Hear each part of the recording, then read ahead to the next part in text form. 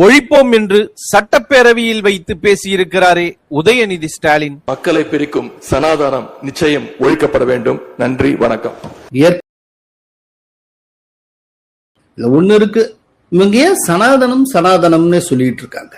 அதாவது தமிழக அரசு போட்டு இருக்கக்கூடிய டெக்ஸ்ட் புக்லயே ஹிந்து சமயத்துக்கான மற்ற பெயர்கள் அப்படின்னு சொல்றப்போ சனாதன தர்மம் அப்படின்னு வருது. சனாதனம் என்பதும் ஹிந்து சமயம் என்பது ஒன்றுதான். ஆனா இவங்க மெனக்கிட்டு சனாதனம்னே சொல்றாங்க. இந்த ரொம்ப தீவிரப்படுத்தி இந்த வார்த்தையை தமிழ்நாடு முழுக்க கொண்டு போய் சேர்த்த பெருமை திருமாவளவனை சாரும். ஒரு சனாதன எதிர்ப்பு மாநாடே நடத்தினார். ஏன் அப்படி சொல்லணும்? என்ன காரணம்னா அதுக்கு பேரலல் ஹிந்து சமயம் அப்படிங்கறதான்.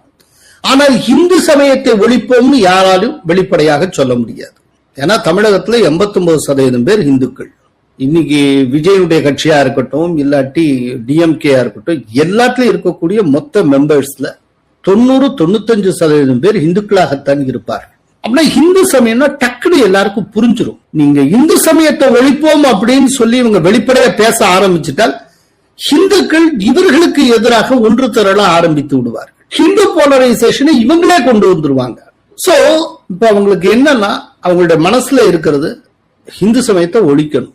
ஆனால் ஹிந்து சமயத்தை ஒழிக்கணும் அப்படிங்கறத வெளிப்படையாகவும் சொல்லக்கூடாது, அது மக்களுக்கு புரியவும் கூடாது. அதுக்காக இவர்கள் என்ன செய்தா சனாதனத்தை ஒழிப்போம் அப்படின்னு சொல்றது.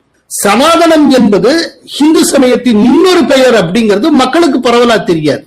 இப்ப உதயநிதி ஸ்டாலின் சனாதனத்தை ஒழிப்போம் என்று சொன்னால் அதனுடைய பொருள் ஹிந்து சமயத்தை ஒழிப்போம் என்பதுதான் அப்படிங்கிறது மக்களுக்கு தெரியாது. அதனாலதான் சனாதனத்தை ஒழிப்போம் அவர் சொல்லி வருகிறார்.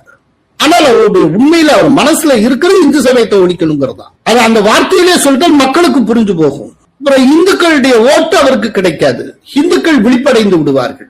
அதுக்காக இந்த சனாதனம்ங்கிற வார்த்தையை யூஸ் பண்ணி ஹிந்து சமயத்தை கொஞ்சம் கொஞ்சமா உதறி கொண்டிருப்பது. இதுதான் உதயநிதி ஸ்டாலினுடைய ஒரு திட்டம்.